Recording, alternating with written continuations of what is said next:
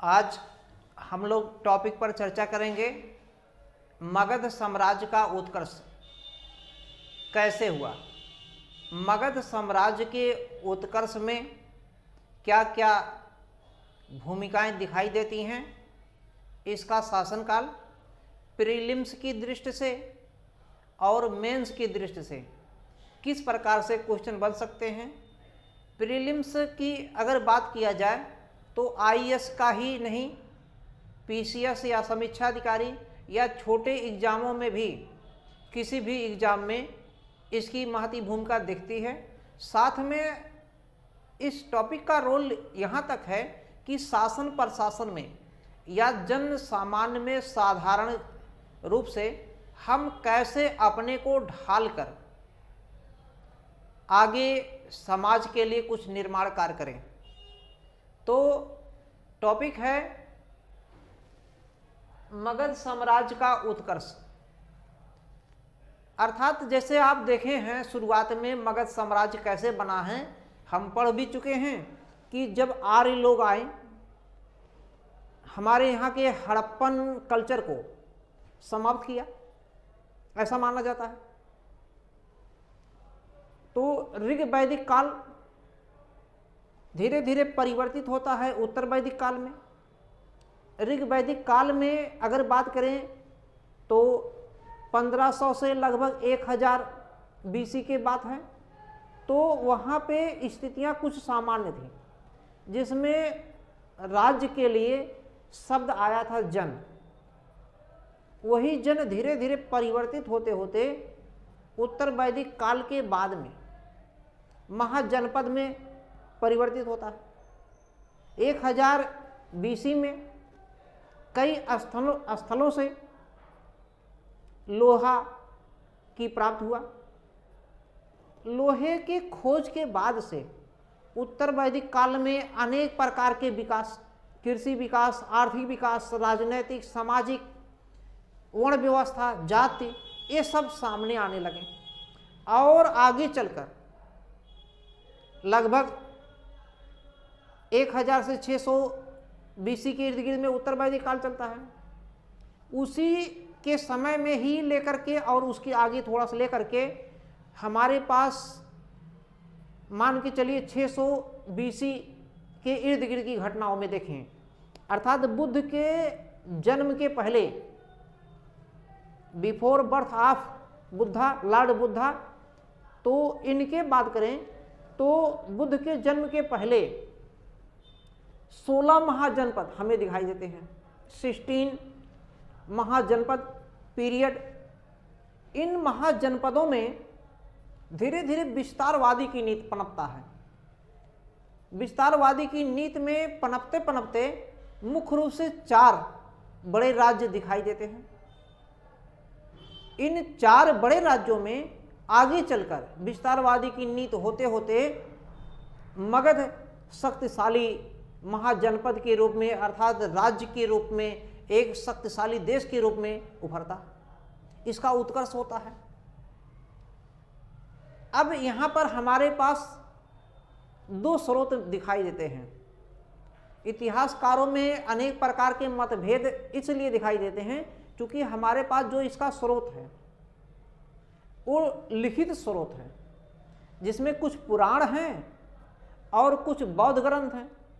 मुख्य रूप से कुछ जैन भी मिलेंगे, लेकिन मुख्य रूप से बौद्ध ग्रंथ और पुराण, इन दोनों के आस्थानों पर, दोनों के आधारों पर इतिहासकारों ने इसके राजवंशों का उल्लेख किया है। अगर राजवंश की बात करें, यहाँ पे 2 तरीके के राजवंश दिखाई देते हैं। एक की बात करेंगे पुराण और दूसरे की बात करेंगे बौद्ध ग्रंथ। बौद्ध ग्रंथ,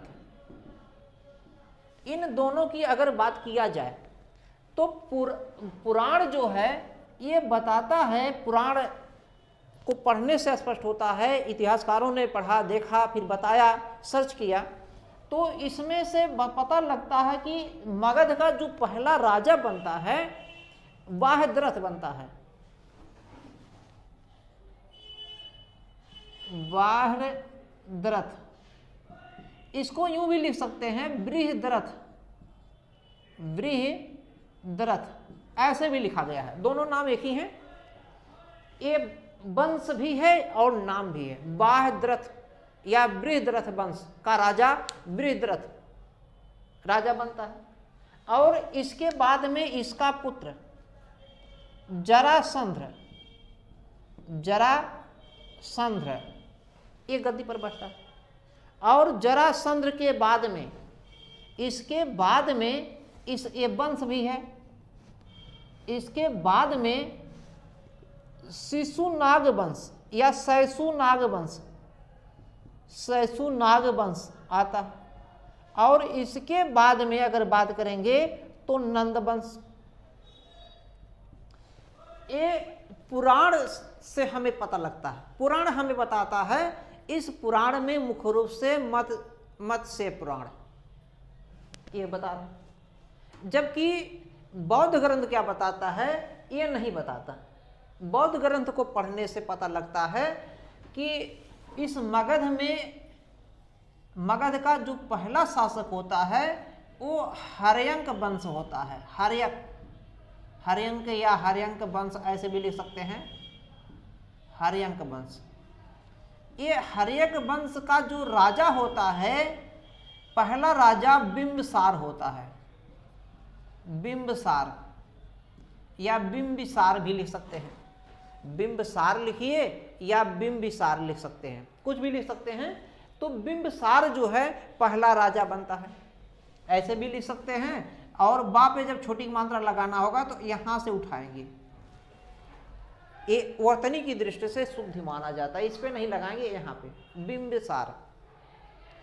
ये हर्यक वंश का पहला राजा, जो ऐसा माना जाता है 544 ईस्वी में एक गद्दी पर बैठा है। 544 बीसी में गद्दी पर बैठा है और 492 बीसी तक शासन किया है। ये इसका मतलब लगभग 52 वर्षों तक बिंबसार ने शासन किया है। एक कौन बता रहा है? बौद्ध ग्रंथ। बौद्ध ग्रंथ में कई बौद्ध ग्रंथ मिलेंगे, सभी बौद्ध ग्रंथों में इस प्रकार का उल्लेख मिलता है। हर्यक वंश के बाद में, हर्यक वंश के में कई शासक हुए, बाद में हम चर्चा करेंगे कौन कौन आते हैं, उनका रोल क्या रहा। अभी हम समझ लेते हैं कि कौन कौन आ रहे हैं। हर्यक वंश के बाद में ये बौद्ध ग्रंथ बताता है कि शिशुनाग वंश, शिशुनाग वंश, शिशुनाग वंश आता है। शिशुनाग वंश का जो संस्थापक है शिशुनाग है। शिशुनाग वंश लिख सकते हैं या ऐसे भी लिख सकते हैं शैशुनाग वंश, शैशुनाग ऐसे भी लिख सकते हैं। और अंत में इसके बाद में नंद वंश आते हैं। और इस नंद वंश को, इस नंद वंश का अंतिम जो राजा होता है घनानंद, जो सबसे ज्यादा घमंडी था, शक्तिशाली भी था। अभी तक मगध में जितने राजा हुए हैं सबसे ज्यादा इसमें शक्तिशाली यही नंद वंश के राजा थे। नंद वंश का जो संस्थापक है महापद्म नंद, ये सबसे ज्यादा शक्तिशाली था। और इसका अंतिम राजा जो होता है घनानंद, इतना ज्यादा शक्तिशाली था, उसके अंदर घमंड भी था और उसका घमंड ही उसे तोड़ देता है। घमंड के कारण इस वंश का अंतिम राजा घनानंद ने कौटिल्य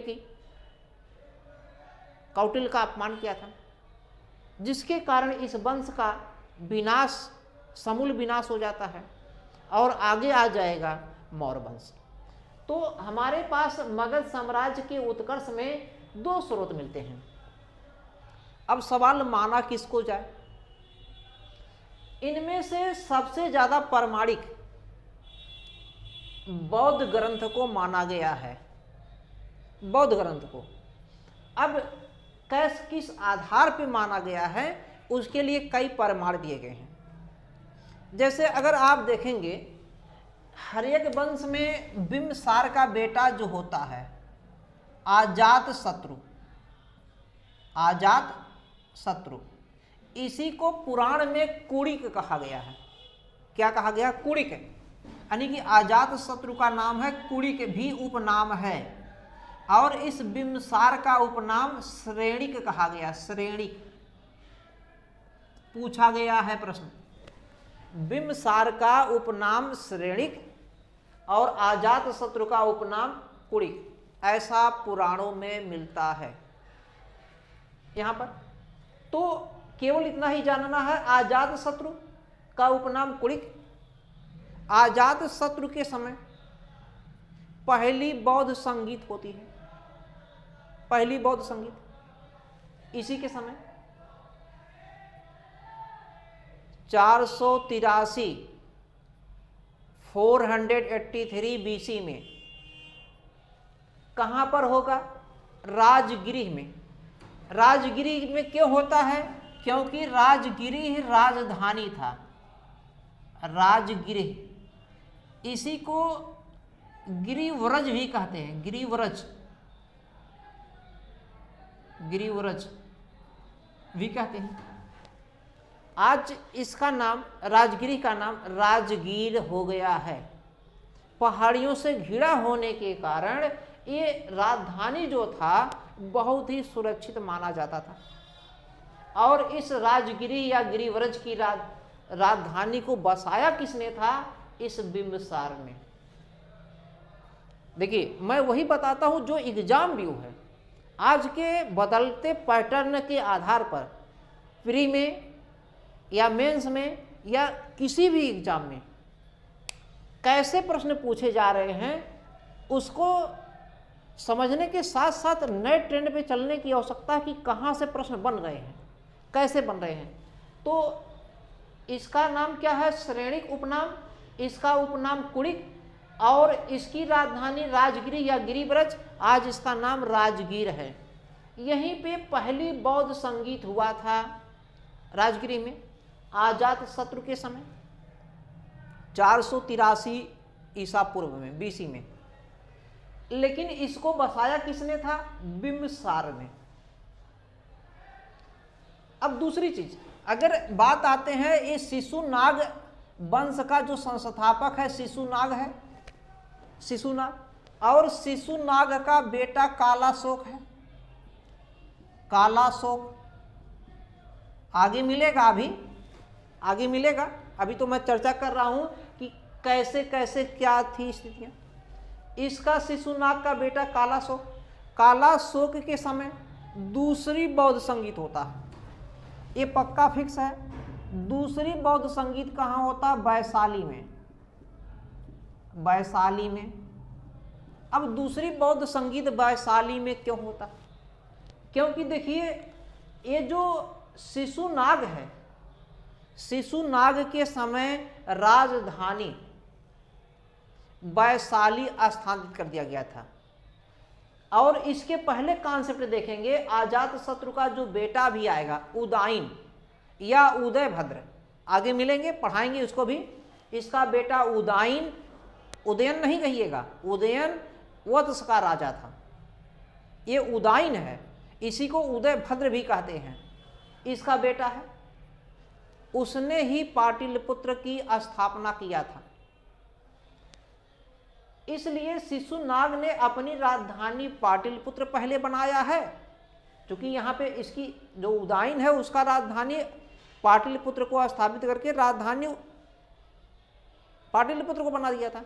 तो इसके भी समय वही राजधानी रहता पाटलिपुत्र। लेकिन एक दूसरी भी राजधानी बना दिया था इसने, शिशुनाग ने, वैशाली को, और फिर बाद में वैशाली को हो मुख्य राजधानी बनाता है। इसलिए कालाशोक के समय वैशाली अभी राजधानी के रूप में रहता है, लेकिन आगे चलकर ये कालाशोक पुनः वैशाली से राजधानी स्थानांतरित कर देगा पाटलिपुत्र को। तो कालाशोक के समय वैशाली में 383 ईसा पूर्व में दूसरी बौद्ध संगीत हुई। महासबकामी, सबकामी है ना, तो अध्यक्ष बनता है, तो बाद में हम लोग पढ़ेंगे बौद्ध धर्म में। लेकिन ये पक्का है कि पहला बौद्ध संगीत इसके समय हुआ है, दूसरी बौद्ध संगीत इसके समय। तो इससे क्या स्पष्ट होता है? स्पष्ट यही होता है काला शोक बाद में आया है, इसके पहले अजात शत्रु आया है। और ये भी पक्का है अजात शत्रु बिंबिसार का बेटा है, और अजात शत्रु का बेटा कौन है? उदयन। ये भी पक्का है। तो इससे स्पष्ट होता कि काला शोक के पहले जब अजात शत्रु आया है, इसका मतलब शिशुनाग वंश के पहले हर्यक वंश आया है, आया था, यह स्पष्ट हो जाता है। तो एक ही नहीं, ऐसे कई प्रमाण मिलते हैं जो सिद्ध करते हैं कि शिशुनाग वंश के पहले हर्यक वंश था। इसीलिए बौद्ध जो ग्रंथ है इसको ज्यादा प्रमाणिक माना गया, बौद्ध ग्रंथ को ज्यादा प्रमाणिक, इसको ज्यादा प्रमाणिक मानते हैं। तो सबसे ये भी है, लेकिन ये ज्यादा प्रमाणिक है। अब हम दूसरे पे मुद्दे पर आते हैं कि ये हर्यक वंश यदि है, मगध का जो संस्थापक है कौन है?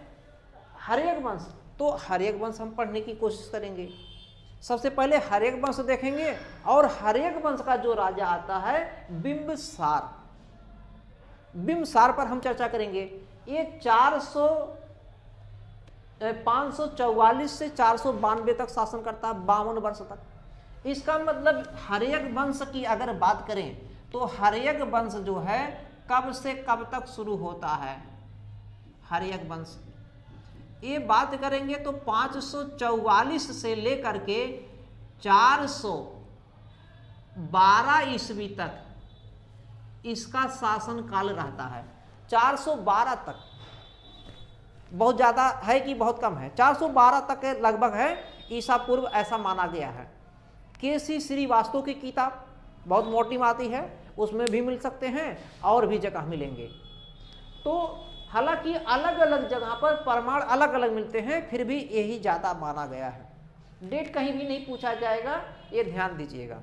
लेकिन ये इसका प्रमाण इस तरीके का प्री में भी बनते हैं प्रश्न यहाँ से, और मेंस में भी, और आप लिखने का अप्रोच भी समझ सकते हैं। अब अगर बात करेंगे तो हम हर्यक वंश की बात करते हैं। हर्यक वंश का अगर पहला शासक होता है हर्यक वंश, हर्यक वंश का पहला शासक कौन होता है? बिंबिसार। बिंबिसार, ये बिंबिसार जो है कब गद्दी पर बैठा? क्लियर हो गया। अब ये जब राजा बनता है, राजा बनने के साथ ही इसमें विस्तारवादी नीति की प्रवृत्ति थी।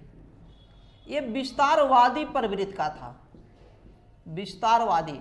जैसे अगर बात करें आधुनिक भारत में, आधुनिक भारत में अगर बात करेंगे तो लॉर्ड डलहौजी, लॉर्ड डलहौजी है। लॉर्ड डलहौजी अगर मध्यकालीन में बात करेंगे, इधर में आपको अकबर भी मिलेंगे। ऐसे कई शासक मिलेंगे जो विस्तारवादी की नीति अपनाते हैं। तो विस्तारवादी की नीति इसके अंदर था, ये बढ़ाना चाहता था, अपने साम्राज्य को बनाना चाहता था। अब बनाते बनाते किया क्या है इसने? सबसे पहले इसने क्या किया है? अपनी आंतरिक स्थिति को मजबूत किया। आंतरिक स्थिति को मजबूत करने के लिए सबसे पहले इसने वैवाहिक संबंध, सबसे बड़ी रोचक घटना यही है कि वैवाहिक संबंधों के माध्यम से इसने अपनी आंतरिक स्थिति को मजबूत किया। अब अगर देखेंगे वैवाहिक संबंध जो स्थापित करता है, तो ये इसकी एक राजनीतिक पहलू भी है। इसमें के तहत मुख्य रूप से 3 की अगर बात करें, उस समय जो 16 महाजनपद थे, 2 ही गणराज्य थे, जिसमें एक था वजी और दूसरा था मल्ल। वजी सबसे ज़्यादा शक्तिशाली था गणराज्यों में, और इन वजियों में 8 गण मिलकर शासन कर रहे थे, और इन 8 गणों में सबसे ज़्यादा सम्मानजनक शक्तिशाली लिच्छवी लोग थे। लिच्छवी में अगर बात करेंगे, लिच्छवी का राजा चेटक था, राजा चेटक। ये राजा वही चेटक है इन्हीं की बहन थी त्रिशला, जो महावीर स्वामी जैन धर्म के 24वें तीर्थकर महावीर स्वामी की मां थी। महावीर स्वामी की मां का नाम त्रिशला देवी। वो कौन थी? ये राजा चेटक की बहन थी। और ये राजा चेटक कौन है? लिच्छवी वंश से संबंधित है। लिच्छवी वंश कौन है? क्षत्रिय। क्षत्रिय लिच्छवी वंश से संबंधित है। ये यहां तक। अब अगर बात करेंगे इसी राजा चेटक की पुत्री, इसी राजा चेटक की पुत्री की बात करें तो इनकी पुत्री का नाम है चलना, या इन्हीं को छलना भी कहते हैं। ये दोनों नाम मिलते हैं, चलना या छलना।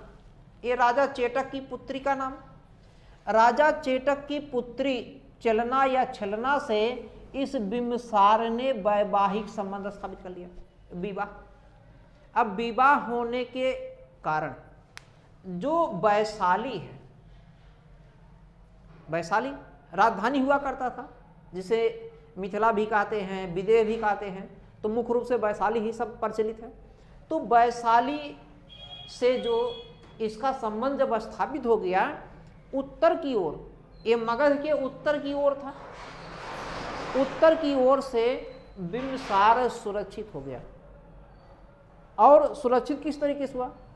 उत्तर की ओर से मगध पर ये जो लिच्छवी लोग हैं या जो वैशाली के चोर डाकू लुटेरे लोग थे, वो आक्रमण किया करते थे। इस वैवाहिक संबंध से जो आक्रमण हो रहे थे वैशाली से, लिच्छवी की ओर से, वो आक्रमण अब रुक गए। एक विवाह इसने कर लिया। दूसरा अगर बात करेंगे, इस बिंबिसार ने, इसको हटा देते हैं,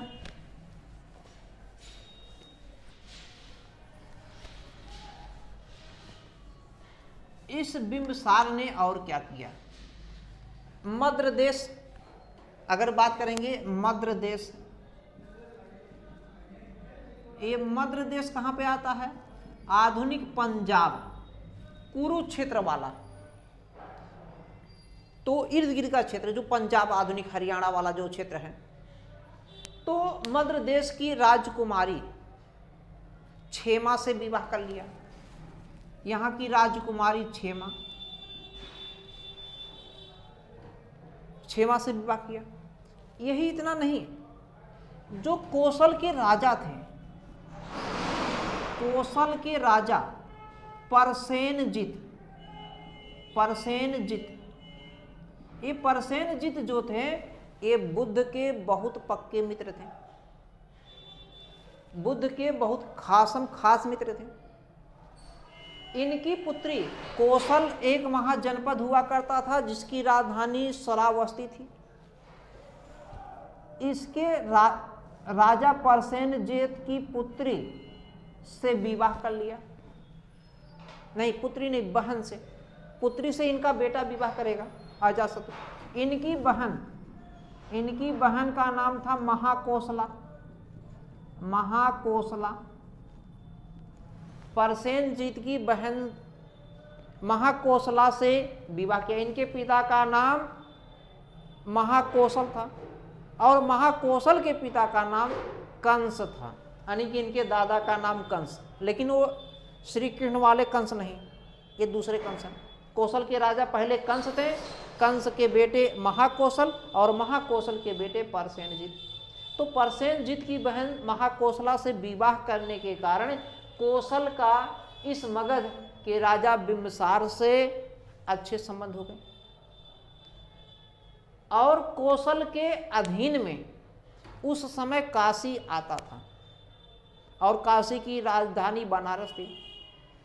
इसलिए अप्रत्यक्ष रूप से बिंबिसार ने काशी को अपने अधीन ले लिया, बनारस को अपने अधीन ले लिया।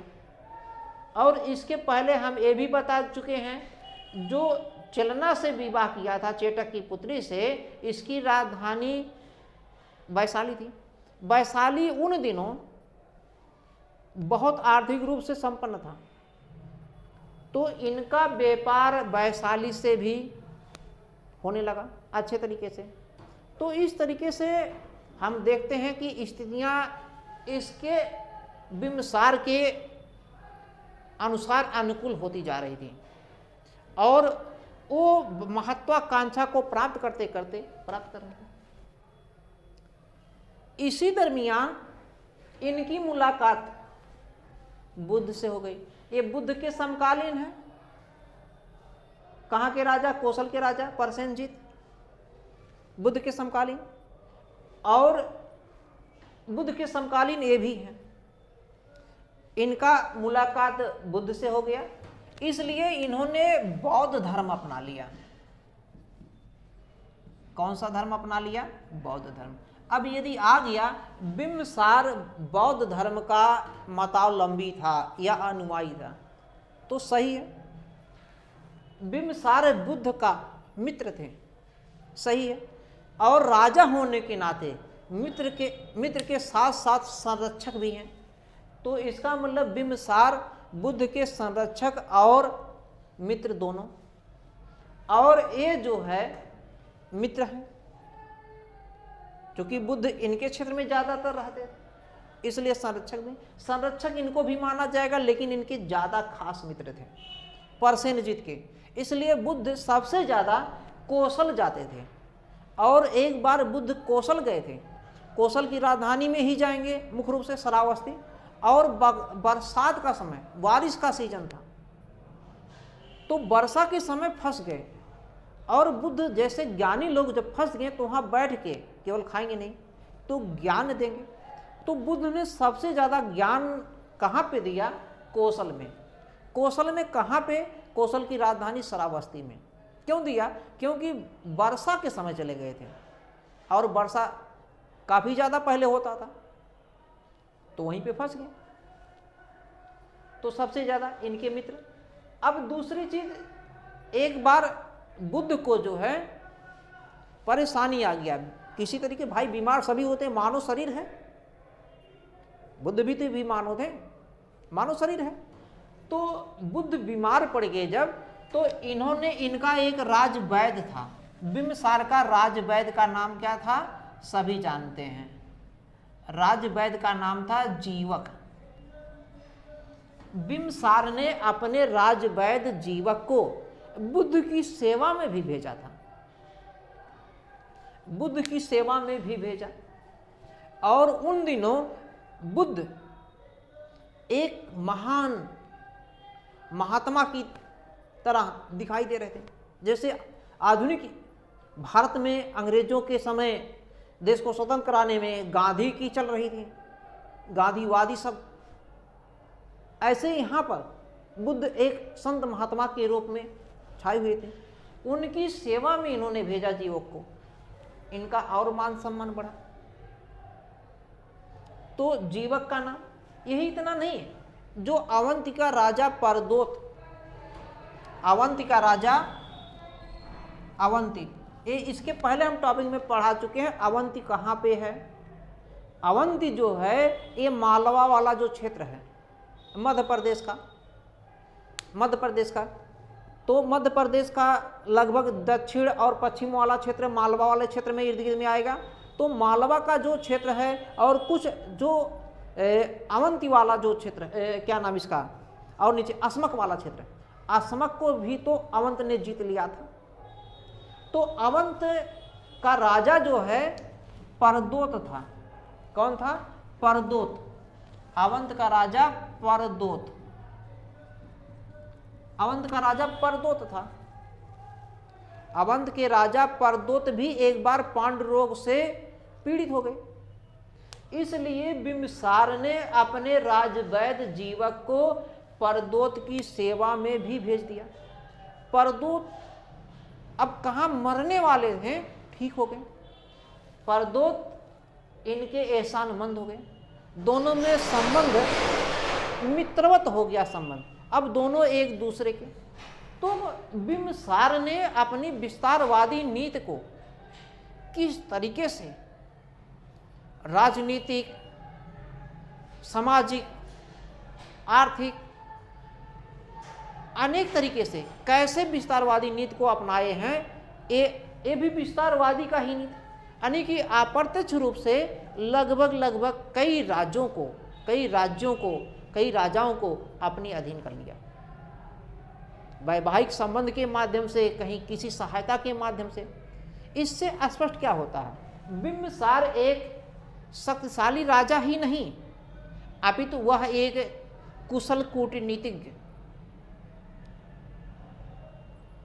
राजनीतिक, प्रशासन के कार्यों में दक्ष इत्यादि जैसे गुणों से भरपूर था, जो उसके विस्तारवादी नीति में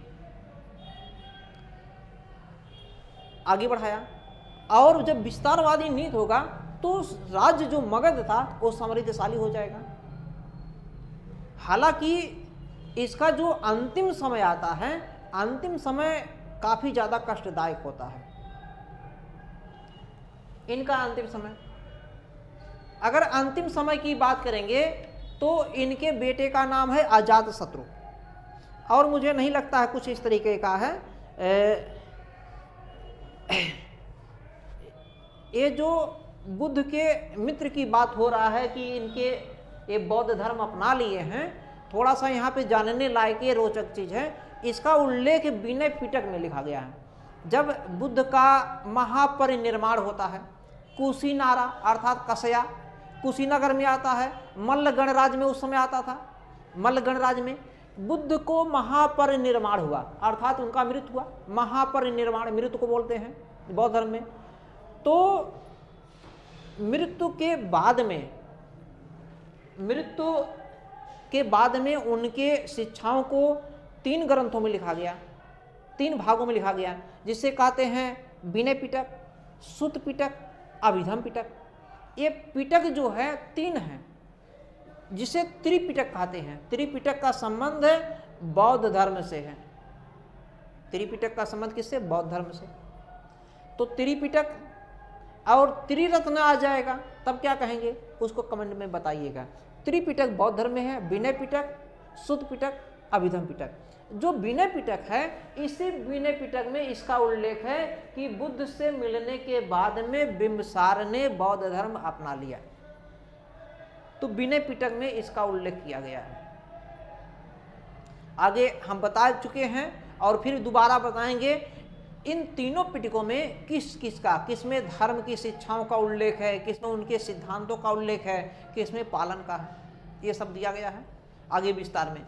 हालांकि ये बिंबिसार का जो बेटा आता है अजातशत्रु, जिसके लिए कुड़ी शब्द आया, हमने बता दिया इसके पहले। इसने अपने पिता अजातशत्रु ने अपने पिता बिंबिसार को बंदी बना लिया और कारागार में डाल दिया, और कठोर यातना के माध्यम से इनको मृत्यु दिया। काफी ज्यादा प्रताड़ित करके, भूख से, प्यास से, अनेक तरीके से भीषण यातनाओं से। ऐसा हमें कई बौद्ध ग्रंथों में, दीप वंश बौद्ध ग्रंथ का है, अंगुत्तर निकाय भी कुछ मिलेगा, बग करके एक है, महाबग पुराण में भी इस तरीके से थोड़ा बहुत रचना मिलता है, लेकिन मुख्य रूप से बौद्ध ग्रंथ में। तो इसमें ऐसा लिखा गया है, इसीलिए अजातशत्रु को पितृहंता कहा गया है, पिता की हत्या करने वाला। हालांकि अजातशत्रु का जो बेटा उदयन अर्थात उदयभद्र आएगा, इसने भी अपने पिता अजातशत्रु को मारकर अर्थात उनकी हत्या कर गद्दी पर बैठता है। तो पिता की हत्या अजातशत्रु ने किया और खुद अपने बेटे द्वारा फिर मारा गया, ऐसा मिलेगा। तो इनका इस तरीके का एक था, पूरा कॉन्सेप्ट था, कैसे कैसे समझेंगे। तो अगला हम टॉपिक ये लगभग हो गया है। अब दूसरा हम टॉपिक देते हैं अजातशत्रु। अब जो अजातशत्रु इनका बेटा है, ये जब गद्दी पर बैठता है, लगभग कब बैठेगा? इनका समय क्या था? 492, 544 से 492 तक ये रहते हैं। तो अजात शत्रु, जिसे कुड़ी शब्द कहा गया है पुराणों में, वो 492 में गद्दी पर बैठता है। किस गद्दी पर बैठता है? गिरिव्रज या राजगिरी की गद्दी पर बैठता है, अर्थात मगध की गद्दी पर बैठता है, ये भी कह सकते हैं। तो मगध की जब गद्दी पर बैठा तो उसने भी पिता का अनुसरण किया, विस्तारवादी नीति करना शुरू किया। हालांकि ये विस्तारवादी नीति अभी चलता रहेगा। मगध में विस्तारवादी नीति जो बिंबिसार ने शुरू किया, विस्तारवादी नीति, ये अशोक के द्वारा कलिंग विजय के बाद तलवार रख देने के बाद ही ये विस्तारवादी नीति समाप्त होता है। हालांकि नंद वंश का जो राजा आएगा, संस्थापक आएगा, महापद्म नंद, वो सबसे ज्यादा शक्तिशाली था, सबसे ज्यादा उसने जो है अपने को मिलाया है, वो अधीन नहीं किया बल्कि सबको मिला लिया था। लेकिन ये चल रहा था, चलते चलते अंत में जब अशोक ने कलिंग को विजय कर लिया और अपना तलवार रख दिया, तभी ये विस्तारवादी की नीति समाप्त होता है। अन्यथा इस मगध में यहाँ से शुरू जो किया गया वो अभी चलता रहेगा। हालांकि उसे मेरा भी नाम अशोक राज ही है, लेकिन उनमें और मेरे में अंतर, मैं एक टीचर हूँ, कोचिंग की दुनिया का, कंपटीशन की दुनिया का, जो कंपटीशन में विभिन्न कंपटीशनों में किस प्रकार के प्रश्न बदलते ट्रेंड के अनुसार क्या आ रहे हैं, कैसे आ रहे हैं, बदलते ट्रेंड के अनुसार प्रश्न को एनालिसिस कराने का, हल कराने का मेरा संकल्प सकारात्मक दिशा में जा रहा है। तो इसके बाद में आता है कौन है? अजात शत्रु। अजात शत्रु के ही समय में अभी हम पहले बता चुके हैं, पहली बौद्ध संगीत होता है, पहली बौद्ध संगीत। तो इतना नोट कर लीजिए, फिर उसके बाद हम बताते हैं अजात शत्रु, इतना नोट कर लीजिए। एक चीज मैं बीच बीच में बताता रहता हूं कि यदि हमारे चैनल पर आप नए हैं तो चैनल को सब्सक्राइब करें, ताकि आपको भी कुछ नई नई चीज़ें जानकारी मिले, और लाइक जरूर करें। आप लोग लाइक नहीं करते हैं, ये सबसे गलत बात है। हमारे संविधान में मूल अधिकार दिया गया था, 42वां संविधान संशोधन 1976 में स्वर्ण सिंह समिति की सिफारिश पर, जिन्होंने 8 ही की बात कहा था, लेकिन 10 जोड़ा गया। बाद में 2002 में 66वां संविधान संशोधन द्वारा एक और जोड़ा गया। मूल कर्तव्य को क्यों जोड़ा गया? आपका भी जैसे जिस प्रकार से मूल अधिकार दिया गया है, उसी तरीके से आपका भी एक कर्तव्य बनता है देश के लिए कुछ करने के लिए। ऐसे इतना आप देखते हैं वीडियो, तो लाइक करने में क्या जाता है, केवल लाइक कर दीजिए। उससे आपको कोई नुकसान हो तो बताएं। लाइक करने में कोई भी नुकसान हो तो कमेंट में करके बताएं कि ये लाइक करने में मुझे नुकसान है। शेयर न कीजिए, मैं नहीं कहा था शेयर कीजिए, सब्सक्राइब न कीजिए, लेकिन कम से कम लाइक तो कर दीजिए। आगे हम मिलते हैं उस पे अजात शत्रु पे।